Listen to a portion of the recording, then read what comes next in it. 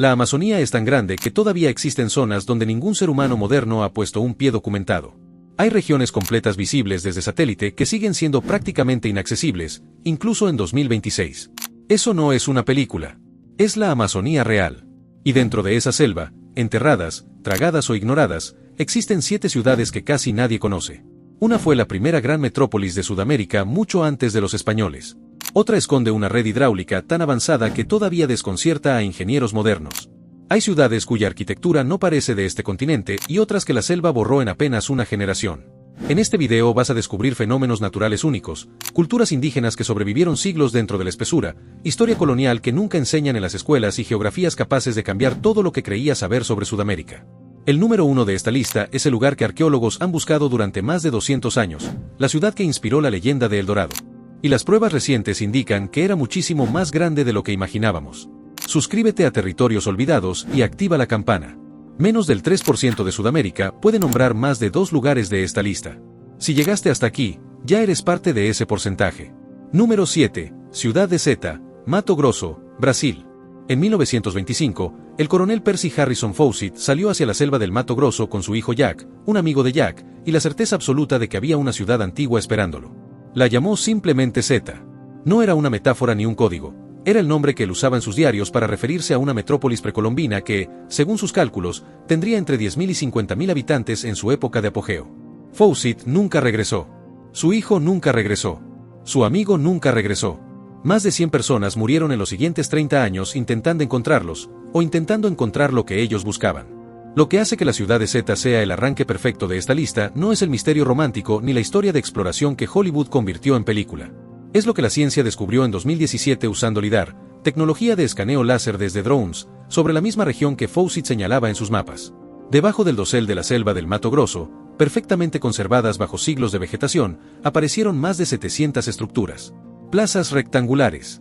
Caminos rectos que se extienden kilómetros. Montículos artificiales con patrones geométricos que no son formaciones naturales. Todo dentro de un área de aproximadamente 20.000 kilómetros cuadrados. No encontraron a Fawcett, pero encontraron algo que confirma que él tenía razón. Cuando llegas a la zona de acceso más cercana, el municipio de Canarana, en el extremo norte del Mato Grosso, lo primero que sientes es el contraste entre lo que esperas y lo que hay. Después de horas de carretera entre campos de soya y ganado, la transición hacia la selva densa es casi violenta. El calor no cambia, pero la textura del aire sí. Afuera huele a tierra reseca y a diésel. Adentro, en el primer sendero que se adentra en la vegetación, el olor es otro, una mezcla de humedad vegetal, flores que no reconoces, y algo parecido al fermento, como si el suelo estuviera constantemente digiriendo. El dato que nadie sabe sobre la región del Mato Grosso amazónico es que el pueblo Xingu, los descendientes directos de quienes construyeron esas estructuras, nunca se fue. No fue exterminado, no fue desplazado del todo, no fue asimilado completamente. Hay comunidades activas dentro del Parque Nacional del Xingu que preservan lenguas, rituales y formas de organización territorial que se remontan directamente a esa civilización que los arqueólogos ahora llaman cultura del Alto Xingu. Cuando los investigadores del LIDAR sobrepusieron sus mapas de estructuras antiguas con los territorios indígenas actuales, los patrones de asentamiento eran casi idénticos. La ciudad no está perdida para todos. La experiencia central en esta zona es sumarte a una de las expediciones académicas que salen de Canarana o de Sinop hacia los puntos de acceso al Parque Xingu. No es un tour turístico convencional, requiere permisos de la FUNAI, la Fundación Nacional del Indio de Brasil, pero existe la posibilidad real de recorrer, con guía especializado, algunos de los montículos arqueológicos que han sido identificados y no están en zona de restricción total. Parado encima de un montículo de tierra que tiene entre 800 y 1200 años, sabiendo que debajo tuyo hay una plaza ceremonial que ningún libro de historia menciona, la escala de lo que fue América antes de 1492 cambia en tu cabeza para siempre. La ropa es ropa de selva sin discusión, manga larga, pantalón largo, botas que cubran el tobillo, repelente de insectos aplicado como si fuera protector solar. La humedad aquí nunca baja del 75%. El sol, cuando aparece, quema al doble de velocidad porque la superficie refleja el calor desde todos los ángulos. La ciudad de Zeta existe, solo que tiene más de 700 ciudades. Número 6. Paititi, Madre de Dios, Perú y Beni, Bolivia.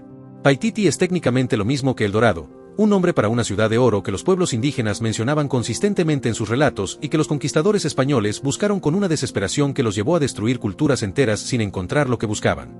Pero Paititi tiene algo que El Dorado no tiene con la misma claridad: coordenadas aproximadas que se repiten en documentos coloniales de 3 países distintos y que convergen en una zona específica de la selva alta entre el sur del Perú, el norte de Bolivia y el extremo oeste del Brasil. La región de Madre de Dios, en el suroriente del Perú, es una de las zonas con mayor biodiversidad por kilómetro cuadrado en el planeta. Eso es un dato que aparece en muchos documentales. Lo que no aparece en esos mismos documentales es que debajo de esa biodiversidad hay una red de caminos empedrados preincaicos que los arqueólogos han estado documentando desde los años 90, y que algunos de esos caminos van hacia adentro de la selva en direcciones que no corresponden a ninguna ruta conocida hacia Cusco ni hacia ningún otro centro administrativo inca documentado. Los caminos van hacia algún lugar. Ese lugar todavía no tiene nombre oficial en ningún mapa. Puerto Maldonado es la ciudad de entrada. Cuando aterrizas ahí y bajas del avión, el calor te recibe como algo físico, como si alguien hubiera abierto un horno industrial a tu altura. Huele a río, a combustible de bote, y a algo dulce que viene de algún árbol que florece todo el año y que nadie te sabe explicar exactamente cuál es. La ciudad tiene el ritmo particular de los puertos fluviales, todo llega y sale por el agua, todo tiene el tiempo del río, que es más lento que el del camino pero más seguro. El dato histórico que transforma Paititi de leyenda a posibilidad real es un documento de 1600 escrito por el jesuita Andrea López, que registra un testimonio de un líder mocetén de los llanos de Beni que describe, en detalle geográfico verificable, una ciudad al este de los últimos contrafuertes andinos, accesible solo por río, con estructuras de piedra blanca y plataformas elevadas sobre el nivel de inundación. En ese mismo periodo, un documento español independiente procedente de Potosí menciona una ciudad a la que los mitayos llamaban Paititi como el destino al que algunos esclavos huían cuando lograban escapar. No huían al azar. Huían hacia algo concreto. La experiencia que justifica llegar a esta zona existe en dos niveles.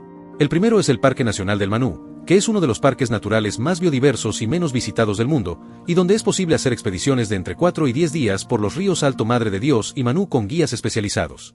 El segundo nivel, para quien tiene más tiempo y los permisos correctos, son las expediciones al río Las Piedras, el afluente más inaccesible del sistema Madre de Dios, donde los registros satelitales han documentado en años recientes la presencia de estructuras geométricas bajo la canopia que todavía no han sido investigadas en terreno.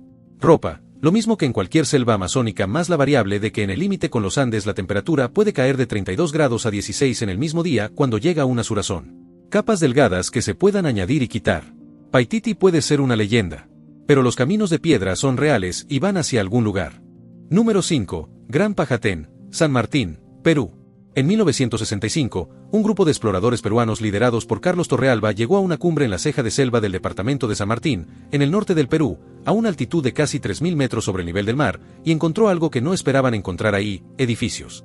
Edificios de piedra, circulares, cubiertos de frisos decorativos con figuras de cóndores y serpientes entrelazadas. Torres ceremoniales con acceso laberíntico.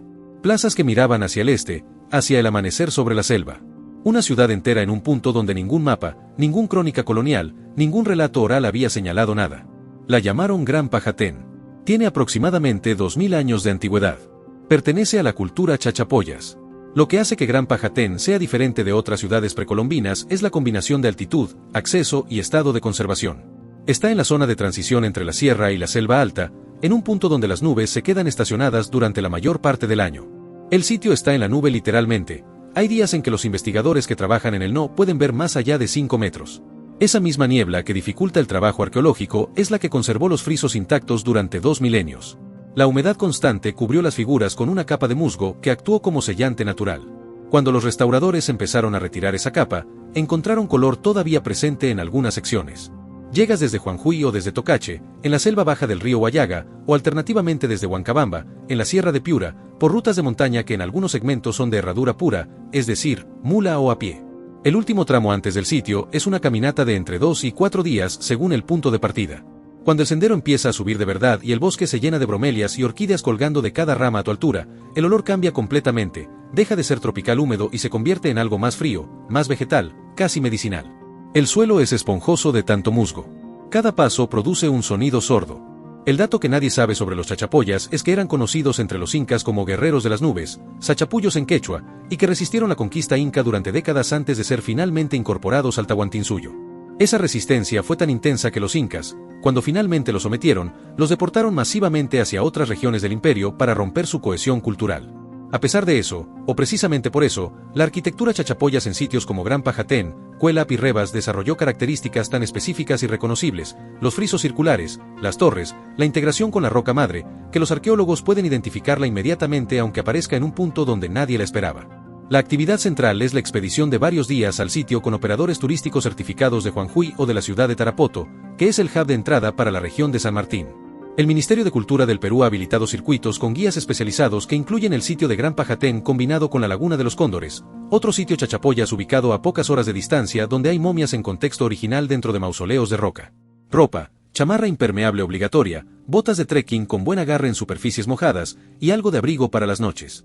A 3000 metros en la ceja de selva, la temperatura nocturna baja a 10 grados con facilidad incluso en los meses más cálidos del año. Gran Pajatén lleva 2000 años esperando entre las nubes. Eso no va a cambiar en los próximos años. Pero el acceso sí podría mejorar, y cuando eso pase, ya no va a ser el secreto que es hoy. Número 4. Cuicugu, Alto Xingu, Brasil. Cuicugu no es un nombre arqueológico. Es el nombre que los propios habitantes del Alto Xingu usan para referirse al centro de su red de asentamientos ancestrales, la ciudad más grande de lo que los investigadores ahora llaman la civilización del Alto Xingu, una sociedad compleja que en su momento de mayor expansión, entre los años 800 y 1400 de la era común, llegó a tener una población estimada de 50.000 personas distribuidas en al menos 19 asentamientos interconectados por una red de caminos pavimentados.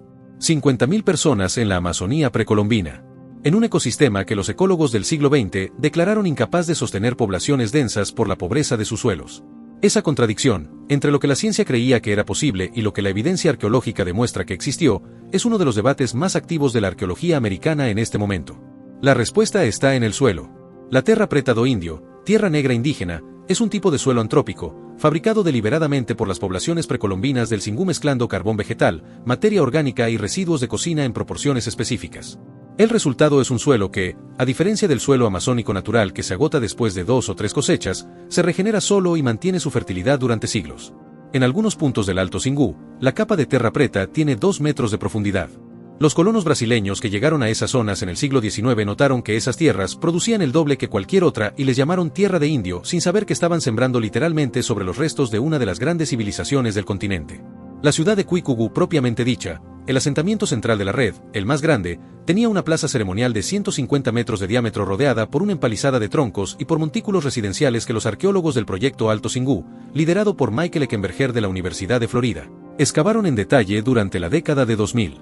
Lo que encontraron fue una planificación urbana sofisticada, orientación astronómica de las plazas, zonificación por función, residencial, ceremonial, agrícola, de almacenamiento, y un sistema de puentes sobre los cursos de agua que conectaba los distintos barrios del asentamiento.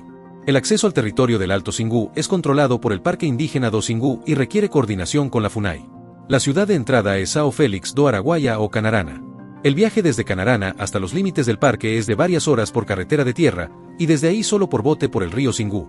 El río, en la estación de lluvias, entre noviembre y marzo, puede subir más de 10 metros sobre su nivel de estiaje. En esas épocas, algunos de los montículos arqueológicos quedan parcialmente sumergidos. El olor del río en crecida es inconfundible, una mezcla de barro, vegetación en descomposición y algo casi dulce que viene de las flores que florecen en los árboles ribereños cuando el agua los alcanza. Lo que se puede hacer en esta zona, dentro de los protocolos establecidos, es participar en programas de ecoturismo comunitario gestionados por las propias comunidades cuicuro del Alto Xingu, que incluyen visita a los montículos identificados públicamente, explicación de la terra preta y su proceso de fabricación, que algunas comunidades mantienen activo, y acceso a las actividades agrícolas y ceremoniales que los cuicuro comparten con visitantes seleccionados. Ropa de selva baja, calor extremo, humedad extrema, protección solar y repelente como prioridades absolutas.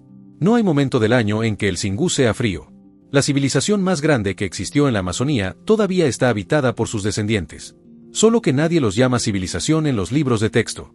Número 3. Tibanaco amazónico, Llanos de Mojos, Bolivia. Los Llanos de Mojos ocupan una extensión de aproximadamente 120.000 kilómetros cuadrados en el departamento boliviano del Beni. Son, por definición geográfica, una de las llanuras de inundación más extensas de América del Sur. Cada año, entre noviembre y abril, el sistema de ríos que desciende de los Andes cubre entre el 40 y el 70% de su superficie con agua. La imagen desde el aire es la de un mar interior, con parches de tierra emergiendo como islas. Esas islas no son naturales. La mayoría de ellas son artificiales. En los años 90, el arqueólogo Clark Erickson de la Universidad de Pensilvania comenzó a documentar sistemáticamente lo que los habitantes locales de los Llanos de Mojos llamaban lomas, elevaciones de tierra de entre 1 y 5 metros de altura, distribuidas por todo el paisaje con una regularidad que no tiene ninguna explicación geológica natural. Erickson contó más de 20.000 lomas en el área que estudió.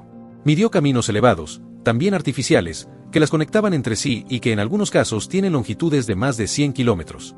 Documentó canales de drenaje y de irrigación que transformaban el ciclo de inundación en un recurso agrícola en lugar de un desastre. y calculó que el volumen total de tierra movida para construir toda esta infraestructura es equivalente al de los 3 grandes de Giza multiplicado por un factor de 20. Esto no fue construido en una generación.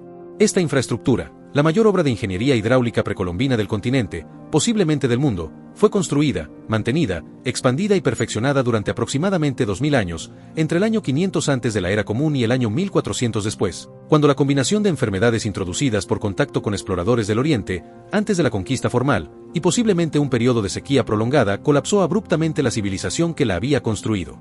Trinidad es la capital del Beni y el punto de entrada a los Llanos de Mojos. Llegas en avión desde La Paz o Santa Cruz. La ciudad tiene el ritmo particular de las capitales departamentales amazónicas bolivianas, motocicletas en lugar de taxis, mercados que funcionan al amanecer y una relación con el río, el Mamoré, que lo organiza todo. El calor en Trinidad es húmedo pero no tan pesado como en las ciudades de selva alta, los llanos tienen horizonte y el horizonte siempre trae algo de viento. Desde Trinidad, los Llanos de Mojos se recorren en vehículo 4x4 durante la estación seca, entre mayo y octubre, por caminos que en realidad son caminos de tierra que atraviesan estancias ganaderas. Muchas de las lomas más documentadas están dentro de propiedades privadas cuyos dueños, con frecuencia, no saben qué es lo que tienen en sus tierras. Hay circuitos de turismo arqueológico incipientes gestionados desde Trinidad que llevan a los puntos de acceso público, incluyendo el área de San Ignacio de Mojos y la zona de Exaltación, donde las lomas son más densas y visibles. Lo que se puede ver desde lo alto de una loma en los Llanos de Mojos en la estación de lluvias es algo que pocas personas en el mundo han visto y que no tiene equivalente en ningún otro lugar de Sudamérica, un horizonte completamente inundado, con decenas de otras lomas emergiendo del agua a distancias regulares, conectadas por caminos elevados que siguen visibles sobre la superficie del agua como líneas perfectamente rectas que van hacia el infinito. Es la foto de satélite de una ciudad. Pero estás adentro de ella. Ropa, en la estación seca, ropa de campo estándar, protección solar intensa porque los llanos no tienen sombra. En la estación de lluvias, botas de goma para caminar por lodo y agua, y disposición para moverse principalmente en bote. Los Llanos de Mojos son la mayor ciudad que nadie sabe que existe. Y tiene 20.000 bloques. Número 2. Providencia Amazónica, Amazonas, Colombia, Loreto, Perú. En la confluencia de los ríos Putumayo y Amazonas, en la zona de triple frontera entre Colombia, Perú y Brasil, existe un área que los geógrafos llaman el trapecio amazónico y que los habitantes locales de Leticia y de Tabatinga llaman simplemente el río. Este triángulo de selva inundable tiene la particularidad de ser una de las pocas zonas del mundo donde 3 países comparten un espacio físico sin una frontera visible. El Amazonas es tan ancho en ese punto, más de 3 kilómetros en época de aguas bajas, casi 5 en crecida, que las ciudades de la triple frontera se confunden visualmente desde la orilla opuesta. Pero lo que hace que esta zona entre en esta lista no es la curiosidad geopolítica. Es lo que hay debajo del agua. Desde 2018, un equipo de arqueólogos colombianos del ICANN, Instituto Colombiano de Antropología e Historia, documentó en el área del trapecio amazónico lo que denominaron geoglifos acuáticos, formas geométricas grabadas en el lecho rocoso del Amazonas y de sus afluentes directos que son visibles únicamente durante los periodos de aguas mínimas, entre agosto y octubre, cuando el nivel del río baja entre 10 y 15 metros respecto a su máximo de crecida. Círculos perfectos de entre 30 y 80 metros de diámetro. Líneas paralelas que se extienden cientos de metros. Figuras que se repiten en ambas orillas del mismo tramo fluvial con una simetría que no tiene explicación natural. Nadie sabe con certeza quién los hizo, cuándo ni para qué. Los grupos indígenas Ticuna, que llevan habitando esta zona de forma continua desde antes del contacto europeo, no tienen en su tradición oral ninguna referencia explícita a la construcción de esas figuras. Las tienen como parte del paisaje, como algo que siempre estuvo ahí, de la misma manera en que una ciudad medieval tiene acueductos romanos en sus cimientos sin que nadie recuerde haberlos construido. Leticia, capital del departamento colombiano del Amazonas, es el único punto del país accesible únicamente por aire o por río, no existe carretera que la conecte con el resto de Colombia. Eso le da una energía particular, todo lo que llega en avión o en barco. El mercado de Leticia tiene frutas que no existen en ningún supermercado del mundo, el arazá, el copoazú, el camu camu, el ungurawi. El olor del mercado a las 6 de la mañana, cuando los botes de los indígenas Ticuna llegan con la cosecha del día, es una de esas experiencias sensoriales que el cerebro archiva en una carpeta separada. Desde Leticia, los circuitos fluviales hacia el área de triple frontera se hacen en lancha rápida hasta el puerto de Santa Rosa en Perú o de Tabatinga en Brasil, y desde ahí en bote más lento hacia los afluentes donde los geoglifos son accesibles. La experiencia central es llegar en la temporada correcta, agosto, septiembre, y encontrarte parado sobre el lecho expuesto del río, rodeado de figuras que alguien grabó en la roca hace no se sabe cuánto tiempo, mientras el río que las cubre durante 8 meses al año espera pacientemente a unos metros de distancia para volver a tragarlas. Ropa, liviana, resistente al sol, de secado rápido. El calor en Leticia es constante todo el año, entre 28 y 34 grados, con la humedad característica del Amazonas bajo. Las ciudades no siempre están en tierra seca. Algunas eligieron el río para sobrevivir. Número 1. El Dorado Real, Cuelap y el sistema de ciudades en la nube, Amazonas, Perú. Para llegar al número 1 de esta lista hay que empezar por desmantelar una idea: El Dorado nunca fue una ciudad de oro. Fue, desde el principio, una descripción de algo real. El ritual del que nacieron todos los relatos del Dorado ocurría en la laguna de Guatavita, en Colombia, y era real. Un líder muisca cubierto de polvo de oro se zambullía en el lago como ofrenda a los dioses. Los españoles lo vieron, lo documentaron, y cuando llegaron al lago y no encontraron el tesoro que imaginaban en el fondo, trasladaron la leyenda hacia el este. Hacia la selva. Hacia el lugar desde donde llegaban los relatos de ciudades de piedra entre las nubes. Esos relatos no eran ficción. Describían los chachapoyas. Cuelap es la ciudad más grande que los chachapoyas construyeron, y es la respuesta a la pregunta de qué encontraron los conquistadores cuando llegaron al norte del Perú y los indígenas locales les hablaron de una gran ciudad blanca en las montañas de la selva. La plataforma principal de Cuelap tiene 600 metros de largo por 110 de ancho. Sus muros exteriores llegan en algunos puntos a los 19 metros de altura.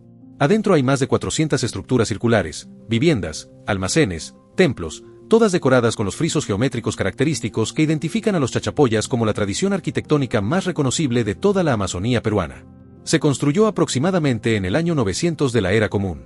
Se siguió habitando y expandiendo durante 600 años. Cuando los incas la conquistaron en el siglo XV, ya tenía más de 500 años de historia continua. Pero Cuelap no es el número 1 de esta lista por sus dimensiones ni por su historia. Es el número 1 porque llegando a ella se entiende algo sobre la civilización chachapoyas que ningún libro de arqueología explica del todo bien. No construyeron una ciudad. Construyeron un sistema de ciudades. Y ese sistema, que incluye además de Cuelap los sitios de La Joya, Cerro Olán, Monteviudo, Purunyacta, Macro, Los Pinchudos, Rebas y más de 400 sitios adicionales registrados en el catastro del Ministerio de Cultura del Perú, cubre una extensión de aproximadamente 90.000 kilómetros cuadrados en la ceja de selva del norte peruano. Toda esa área fue administrada por una sola cultura, durante siglos, en un territorio que incluye algunas de las geografías más abruptas de los Andes. Picos que superan los 4.000 metros, quebradas que caen casi verticalmente 2.000 metros hacia la selva baja, ríos que son intransitables durante la mitad del año. Y en cada punto geográficamente estratégico, cada salida de quebrada, cada cima con visibilidad de varias horas de marcha, cada confluencia fluvial, hay una ciudad. Pequeña o grande, ceremonial o militar, habitacional o de almacenamiento. El sistema cubre el territorio como una red de nodos, y cada nodo tiene línea de visión con al menos otros 2 nodos. Estaban en comunicación constante. Cuando entras a Cuelap por el único pasillo de acceso, un corredor de paredes que se van cerrando gradualmente hasta que en el punto más estrecho solo caben 2 personas de frente, lo que convierte cualquier ataque en una trampa mortal para el atacante, sientes físicamente el diseño defensivo. Las paredes que te rodean son de piedras y mortero, encajadas con una precisión que no ha cedido en 1000 años a pesar de la humedad permanente de la nube que cubre el sitio durante la mayor parte del día. La temperatura es de entre 12 y 16 grados cuando el sol no está. Cuando el sol aparece y la niebla se abre por unos minutos, la vista hacia el cañón de Lutcubamba, 2000 metros más abajo, con el río brillando entre las sombras de las paredes del cañón, es de esas que hacen que el cerebro no sepa exactamente qué hacer con lo que está viendo. El dato que transforma a Cuelap de sitio arqueológico impresionante a capital del número 1 de esta lista es uno que los arqueólogos confirmaron en 2019. El sistema de sitios chachapoyas, tomado en conjunto, tiene más metros cúbicos de construcción en piedra que todas las construcciones mayas del periodo clásico juntas. La civilización chachapoyas movió y colocó más piedra que los mayas. En una geografía más difícil. Con una historia escrita más pequeña. Esa proporción inversa, más construcción, menos fama, es la injusticia más grande de la arqueología americana. Desde Chachapoyas, la ciudad capital del departamento peruano de Amazonas, a 4 horas de vuelo desde Lima o accesible por carretera desde Chiclayo o Cajamarca, hay un teleférico que te lleva directamente a la cima de la plataforma de Cuelap en 20 minutos. Para los demás sitios del sistema, Rebas, Los Pinchudos, Gran Pajatén, los tiempos varían entre 1 y 4 días de trekking desde los puntos de acceso. La ciudad de Chachapoyas tiene hoteles boutique instalados en casonas coloniales, restaurantes que trabajan con productos de la zona, el aguaimanto, la chirimoya de altura, los quesos frescos de la ceja de selva, y una temperatura que nunca obliga a más de un suéter liviano. Es la ciudad más cómoda de todas las entradas de esta lista, lo que la convierte también en la más accesible, y eso hace que sea, paradójicamente, la menos conocida de las capitales regionales del norte del Perú. Estás parado en el centro de Cuelap. Son las 7 de la mañana y la niebla todavía cubre las torres exteriores.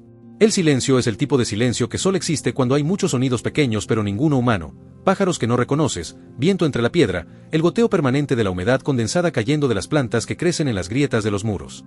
Las estructuras circulares se extienden hacia donde alcanza la vista entre la niebla. Hay flores que crecen directamente de las paredes. Hay un árbol que alguien plantó hace siglos en el interior de una de las casas y que ahora tiene un tronco más ancho que tus brazos extendidos. No estás en un museo. No estás en una ruina. Estás en el centro de algo que funcionó durante 6 siglos, que alojó a miles de personas, que resistió a los incas durante décadas, y que sobrevivió a todo menos al silencio de la historia oficial.